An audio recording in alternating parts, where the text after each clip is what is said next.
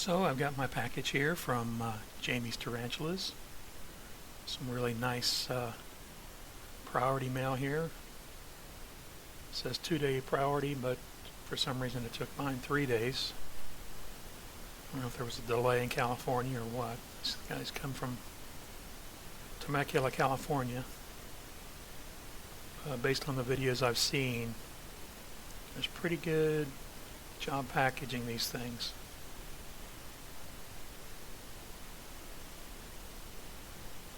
Based on what I've seen under here, there'll be a nice layer of styrofoam, insulated styrofoam,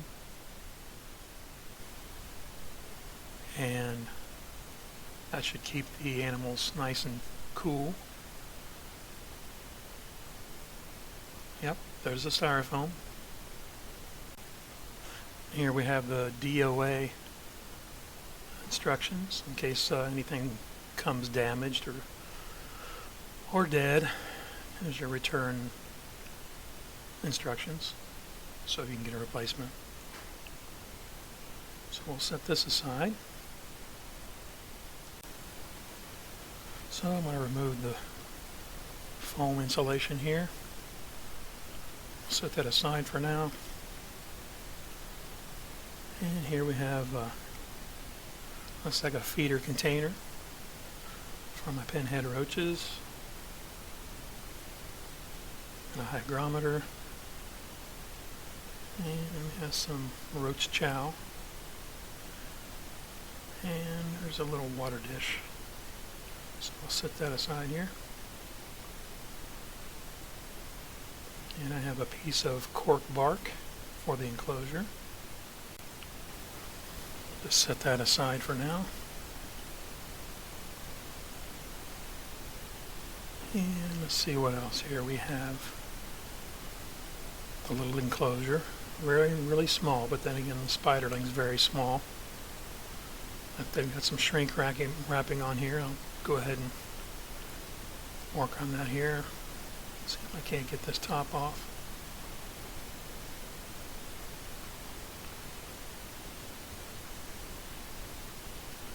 Here we have some pinhead roaches, little tiny things. Got 25 of these for a couple bucks. It's not a bad deal. I don't know if we can zoom in and see those. They're really tiny. Miniatures of the real things. Great for the spiderling because they're really small, easy for her to catch and overtake.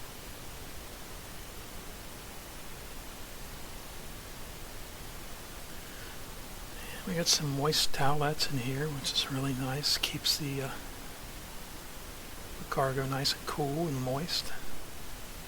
Tarantulas like a lot of humidity, and this wetness of this towel keeps the container cool.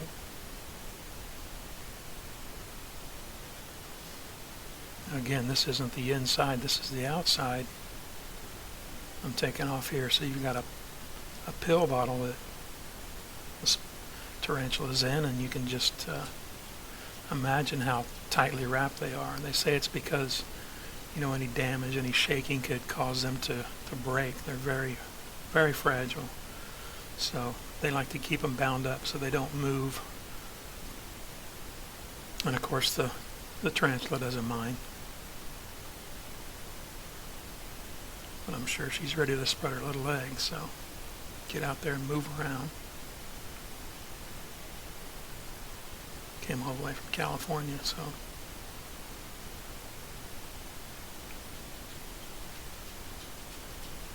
So yeah, we've got all this wrapping around here. Trying to be as gentle as possible. This is my first time with this stuff, so I don't know what to expect.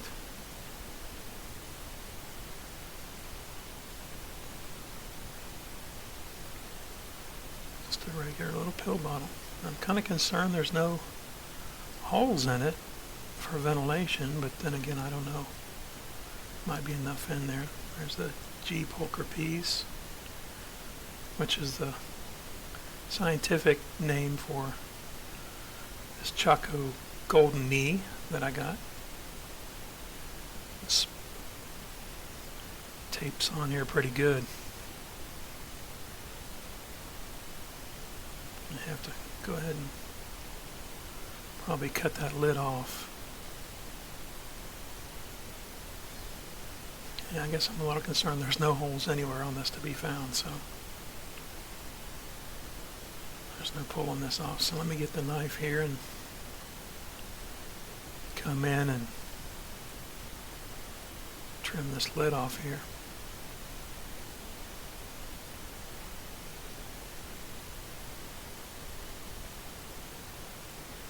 Again, trying to be as gentle as possible.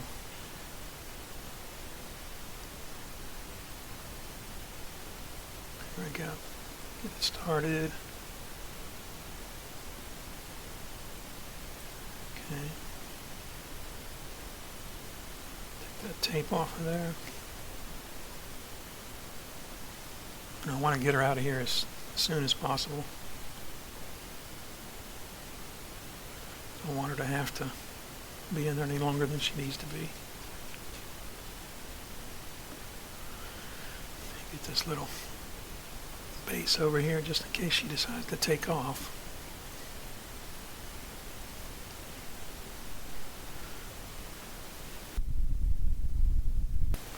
Based on all my investigation of these little guys, they're one of the most docile species, one of the most easy to handle. You know, they don't just take off and bite you. So that's my hopes.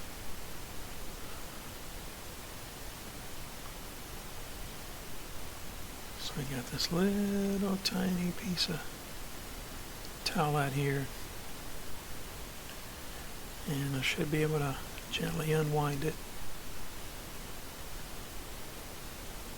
She's hopefully in there all safe and sound and ready to come out and see the world.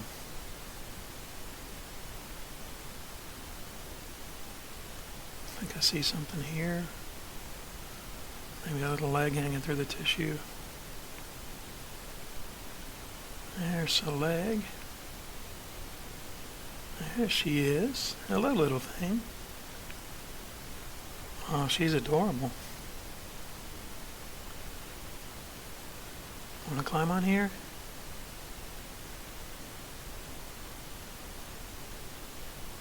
Oh, she's so tiny. I don't know if you can see how small she is. She's about the size of my index finger nail. She's a lot bigger than I thought she'd be. I thought she'd still be very, very small, and maybe a dime in diameter, but she's more like a penny to a nickel in diameter. See her shaking her little tail there. There's her little spinnerets on the back, and oh, she's gorgeous. You can barely see the hairs on her back. She's doing a sideways walk here. You can see her little black pads, and those black pads will stay black throughout her life. But then along the tops of her knees, all the way up into the first or second bend, there'll be pretty gold coloring. See if I can pop up a picture here of what she's going to look like as an adult.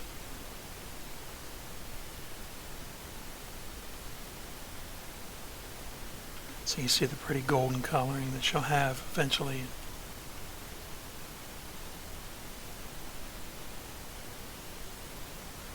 So she's just gorgeous. So tiny, so calm. She's not trying to run away. She's not trying to bite me. Very well behaved little T.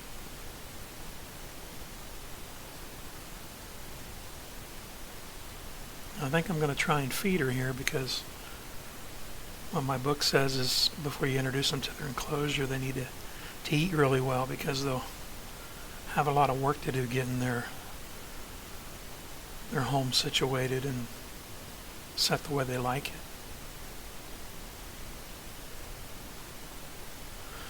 So I'm going to put her down here in this dish, and you can see the little pinhead roach behind her. It's tiny, tiny. And I don't know if she's just going to hit this thing right off the bat or what. See if I can get a better focus on it here. See if I can push this guy around to her.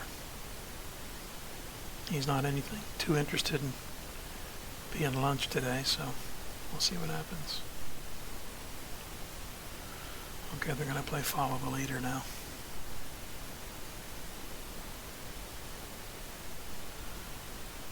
Yeah, she's more concerned about where she's at and out of that pill bottle right now, I think.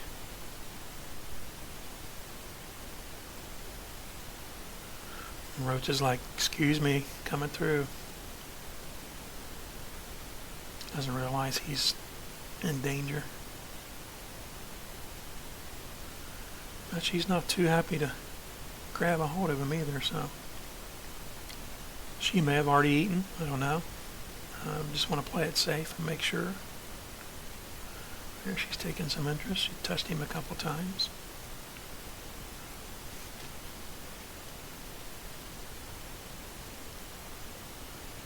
You know what's nice about these pinhead roaches is they're so small they can just overtake them and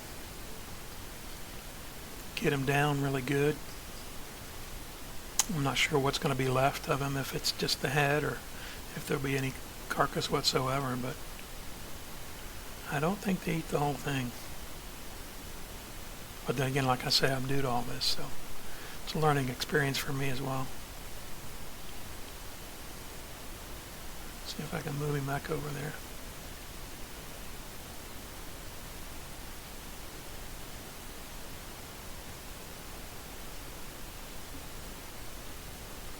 He's still just kind of hanging out. Huh? Now, hear me a couple times say he, she, whatever. These spiders are so small they can't be sexed yet, so I'm assuming it's a male. The odds are that it's a male, but if I get a female, I'll be really, really lucky because I'll be able to breed them then. All I have to do is get me a male to maturity, and once she's ready to go, I can breed them.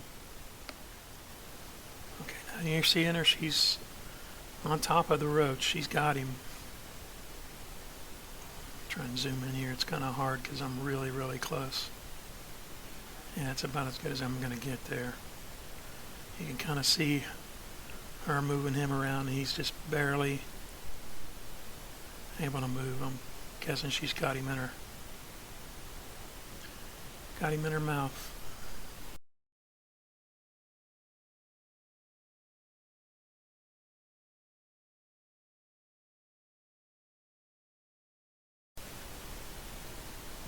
So she's on top of him right now. Probably got her little fangs into him, putting a hurt on him. Now, I don't think it's a paralysis type of injection. I think it's just a enzyme. I'll have to read up and find out.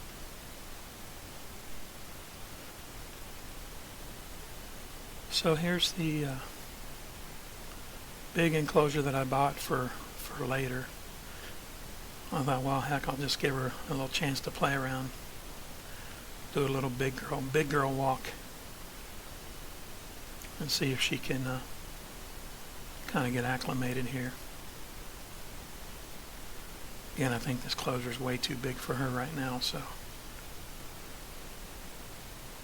I'll pop her out here in a little while and put her back in her little enclosure, but I want her to get a good taste of where she's going to be able to go later on.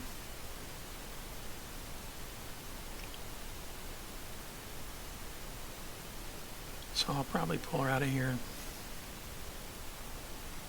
put her back in her little tiny enclosure. I don't want to lose track of her, lose sight of her.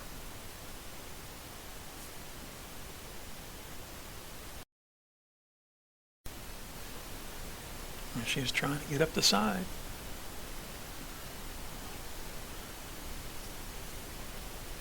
Alright, that's all for now. Thanks for watching, guys. Bye-bye.